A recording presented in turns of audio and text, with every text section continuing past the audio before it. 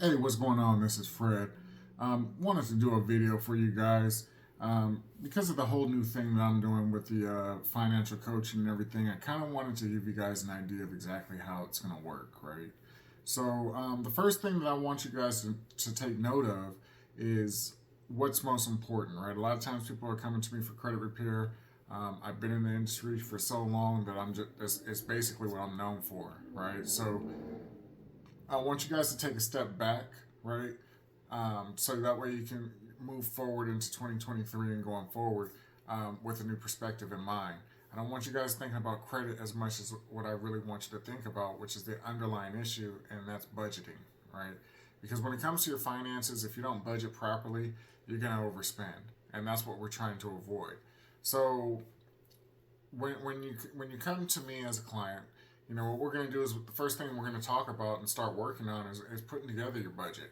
What we want to know is how much you're bringing in, what your income is for the household, right, and how much your household expenses are. Once we have these two numbers, then we're going to focus on two more numbers, which is your debt. How much debt load do you have? And then we want to know how much cash flow you have after all the debt is paid, right? So we need to know these four numbers, and that way, once we put the numbers together, we know exactly how we're going to attack your bills, right? So there's a lot of different ways that we can go about it. We have what's called a debt snowball. We have a debt avalanche, right? And these are the two most popular options, right? And that's what we're going to talk about here today is these two options. Now, there's a ton more options out there, but what we're going to focus on is these two, right? So what's the difference between a debt avalanche and a debt snowball, right? And why would you go with one versus the other, okay? So let me go ahead and tell you the difference between the two. So what the debt avalanche is basically you list out all your bills and then you're going to put them in order with the highest interest rate first. And this is the debt avalanche, right? What's the difference between avalanche and snowball?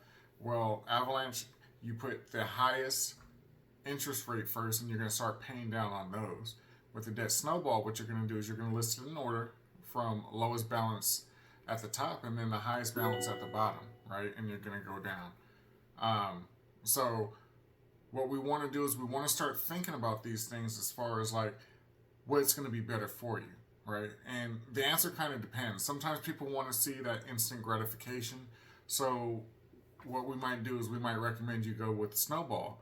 And let me explain how this works, right? Let's say we take your numbers and you have cash flow after paying all your bills of $200, right? And let's say that you have your debts, you have them listed in order, right? Let's say you owe $200 on a credit card. So you put that $200 on the credit card, and the minimum payment on that credit card, let's say, was $20, right? So instead of paying the $20 to that credit card you just paid off, you're going to take that 20 and apply it to the next account that's in line from the order from with the balances, right? And you're just going to start doing this until everything is paid. Now, it depends on how aggressive you want to get. Sometimes people, once they start doing this and get into the swing of things, it becomes kind of like a game, right? So what we wanted to do with you is we wanted to kind of explain and show you how that works, right? Because we could talk about it till we're blue in the face. Sometimes people sometimes people like it. Sometimes people don't, right? Because when you're doing things like this, right, um, it's uncomfortable, right? And people don't like to be uncomfortable. They want to do things that is within their element, right? They don't like to think outside the box. They don't like to get uncomfortable, and that's what we want to teach you how to do is learn how to get uncomfortable, how to get comfortable with being uncomfortable, right? What does that look like? Well, sometimes you're not going to be able to go places when people invite you, right? And we've all done it where we didn't have the money, we couldn't go because we just didn't have the money to go, right? So that's one route you can go, or you can just say, hey, look, I'm looking at trying to pay my debt. I have a lot of debt. I owe $10,000. My goal is to pay 70% of it by the end of this year, right? So I'd love to go. I just can't afford to go with you right now, right? And sometimes people are embarrassed about it, right? And do you want to be embarrassed or do you want to be debt free? It kind of, it depends on where you are with your life, right? And sometimes our egos speak real loud, right? And that's what I'm trying to help you get away from, right? We don't want you to think that, hey, you know, ball out, do what you can to ball out. You know, when it comes to me, there's been a lot of times where I've wanted to do things, I just couldn't afford it, and I hated to say no, but you know, it is what it is, right? Do I want the lights on? Do I want to live in a house, or do I want to be homeless because I want to go ball out for a minute, right? And it's just a moment of time, right? We can, if we put our priorities in order, if we do that, then there will come a time when we're able to go out and ball out, right? We will be able to do that. But right now, if you're not in a space to do that, you know, there's two things you could do, right? You could earn more money, right, to build up that cash flow, and you could reduce your expenses, right? And sometimes, you know, we got to give up some things that we like, right? Are you willing to do that, right? Do you want to do that? You know, sometimes we don't want to do things. It's just a matter of what we have to do, right? Do I want to pay for gas to get to work, or do I want to call in sick and then not get the money at all, right? So we're always trying to get to the bag. As a lot of times people try to say, is that, you know, they're trying to go after the bag, right? But what does that look like to you, right? What does going after the bag mean to you, right? Are you willing to step up and maybe take on an additional job, right? Are you willing to go out and look for additional ways to earn income, right? Because you don't have to necessarily get another job to earn more money. You can become an affiliate, a referral partner. There's a lot of things that you can do to try to earn some extra money. And that's what I'm here to do, is try to help open your eyes to these things, right? And it all comes down to where you are in life, right? What you want to do, or what you're willing to do, right? What you're willing to give up. You know, are you willing to set your ego aside so that way you can get to the bag properly, right?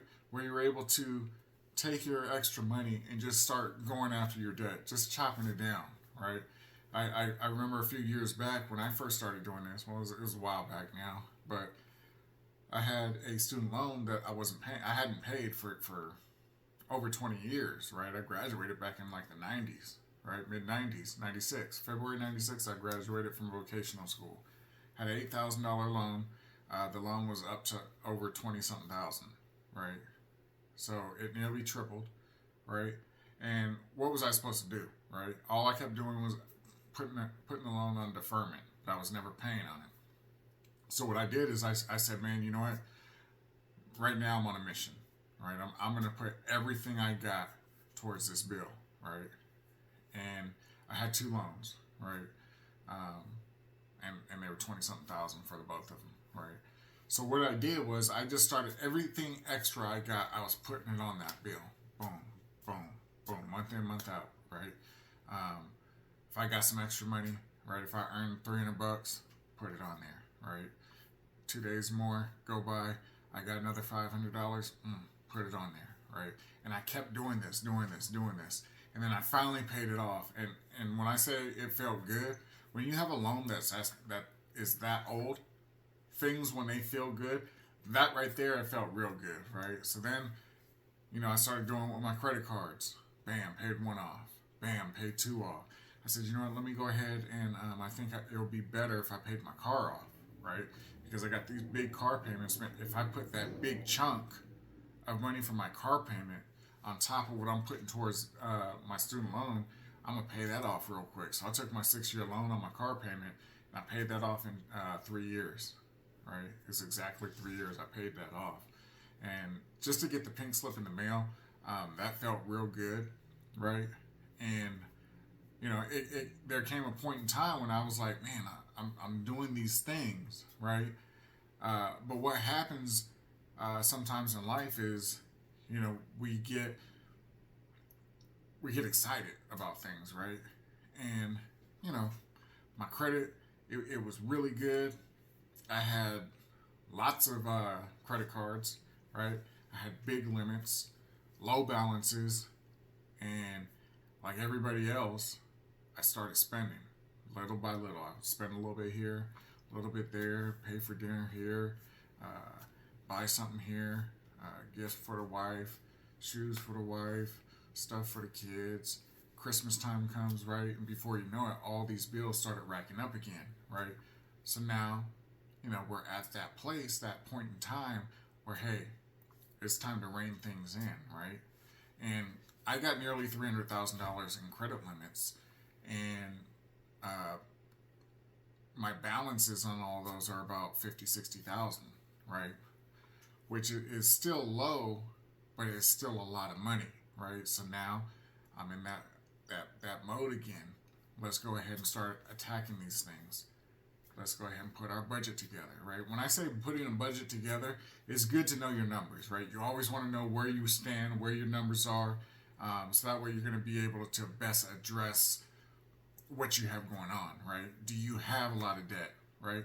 If you have a lot of debt, how are you going to start tackling these things? Are you going to do the debt avalanche? Are you going to do the snowball? Are you going to, like myself, because I'm in the credit arena, I know how credit usage or utilization works. So am I going to do it to better help my credit, right? So I have all these things that I play in my mind, right? So what I do is I kind of do a mixture of everything, right? I pay according to Snowball, one, right? But then also to go ahead and take care of trying to get my car paid off, right? Because right now I have my car payment. It's a 6-year loan, right? In March, it will be 3 years, all right? And I'm not where I want to be. My goal was to pay it off in 3 years when I first bought it. I lost track of that, and now I'm behind, right? I paid over 50% of it. I still have a ways to go.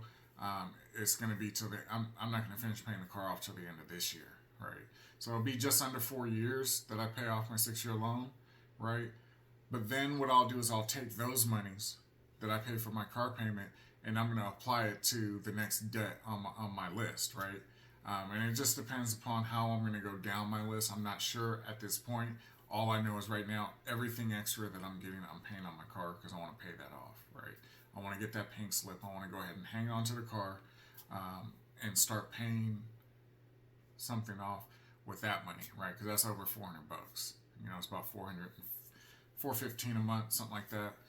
So I'll take that $415, apply it towards one of my other bills, get those bills down, start taking those payments, apply it to the next one, right? So there's a lot of things that I have going on when I think about, okay, what is my strategy going to be? What is it that I want to do, right? Because at the end of the day, you have the decision on what to do, right? You get to decide. But when you make that decision, you need to understand the pros and cons to each thing, right? So that's why I kind of take my credit into consideration as far as like, do I need my credit right now? Can it wait? If it could wait, like how long can it wait? Where does my credit currently stand as of today? Because I always want to be over 720, right? That's my goal. No matter where we are, I don't care what day of the month it is, I want my score to be over 720, right? That way, if something were to happen, I know more than likely I'm going to be able to get qualified for whatever it is that I need, right? So having a 720 is good, right? Having strong financial position is also good, right? Having money in the bank is good. Having an emergency fund is good. And I have these things in place. But sometimes you just need to automate things, right? Because if you don't have it automated, you kind of forget. And in my case, right? And this is real life scenario, right? This is my real life, right? I don't know where you guys stand, but this is my life. And if you're going to do what it takes, you have to make some hard decisions, right? Do I go out with the friends to the birthday party and go have drinks and eat out, or do I say, hey, I'll get you a birthday present because it's gonna be cheaper than going out, right? For example, my wife and I, when we go out to eat with somebody for the birthday or whatever, one, we gotta buy a gift. Two, we gotta buy food for the two of us. We have to buy drinks for the both of us, right? And then tip, right? All these things add up, right? So do we go all in and say, hey, yeah, we'll come, we'll join, and now we got to spend $200-300? Or do we just go buy the present for $30-40 and call it a day, right? So these are the types of decisions that you have to make when you can't afford things, right? Now, we do pretty good for ourselves. However, we do live in the Bay Area. Bay Area is sky high, so um, you know, doing good for ourselves as far as what we are, as compared to what's doing fair for the area, right? Um, we're above where we need to be, um, but not where we'd like to be, right? So there's things that we still work on for ourselves. We still have our goals that we're still working on. Um, but what does it look like for you, right?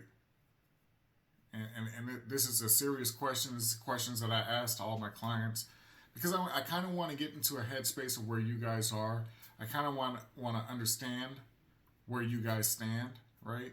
Because getting in a better financial position is not for everybody. You know, everybody has a role in their lives, right? And it just depends on where you want to stand, right? Do you want to be able to afford the types of things that you want, or do you want to have to sit on the back burner, or do you want to fake it till you make it? There's a lot of things that we have to take into consideration, right? And sometimes saying no is hard, right? But if it's a good friend, right? If a friend asks or a family member asks, and you tell them, man, I'd love to go, I can't afford it right now. I'm doing bad. I'm doing dirt bad. I thought I would have it. I thought I'd be able to make it. Man, next year, hopefully I'll be able to make it by then, right? I don't love you any less. You know, if you want to come out, hang out, I'll cook you something at the house, right? Because that's going to be a lot cheaper, right? It just depends on what it is that you're willing to do, right? And that's the things that we want to think about. And sometimes in the heat of the moment, right, we don't really think, we just do, right? Oh, do I want to go out? Yeah, I want to go out. I don't feel like cooking anyway, right? So are we going to be lazy, or are we going to get up and do what we need to do, right? Get up and cook, you know, whatever the case is, right? You know, so these are the types of things that we need to think about, right? You know, I've been in this game for a long time, over 20 years. This will be my 23rd year, right? And I'm just pushing by. I'm going with the flow of things. I've made a lot of changes, a lot of adaptations to my business so I can better help you guys, because I know what you guys go through. The reason why I know what you go through is because I've gone through it and I continue to go through it, right? Nobody's perfect. We all get caught up. We all overspend.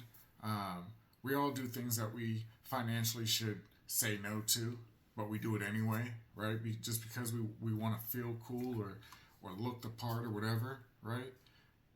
Look, we all can't do what we want to do. We all can't ball out, you know, even though we do it, right? You know, sometimes we get Louis, Gucci, all this designer stuff, but really, right? You go spend $1,000 for a pair of shoes, right? But you could have bought something for a fraction of that. Could have bought 5 pairs of shoes for that, you know, whatever, right? The point I'm trying to make is, you know, you're trying to look a part to try to please people, right? But these are your friends, these are your family. You don't need to please them, right? If they're real with you, they don't care what you look like, what you're wearing, right? If they're real with you, they're gonna, hey, I'm with you. You know, I don't care how broke you are or how much money you got. I'm not with you for that. You know, I'm with you for who you are, right? And that's what it comes down to, right? A lot of times we always hear people trying to keep up with the Joneses, but the Joneses are in debt too, right? We want to keep up with somebody who's in debt. I mean, I'd rather keep up with somebody who's doing good for themselves, right? Who knows exactly what they're doing, right? They're going to buy things not with their money that they make at their job, but from investments that they have going on, right? And the money they earn from the investments, right? They're making money while their money sleeps, right? They're not even working for that money, right? They might have some type of real estate portfolio, right? And they're getting money from that on a monthly basis, but they're not even working for it, right? What are you guys doing? And this is a hard conversation because I talk to you like it's a matter of fact, because it is a matter of fact, right?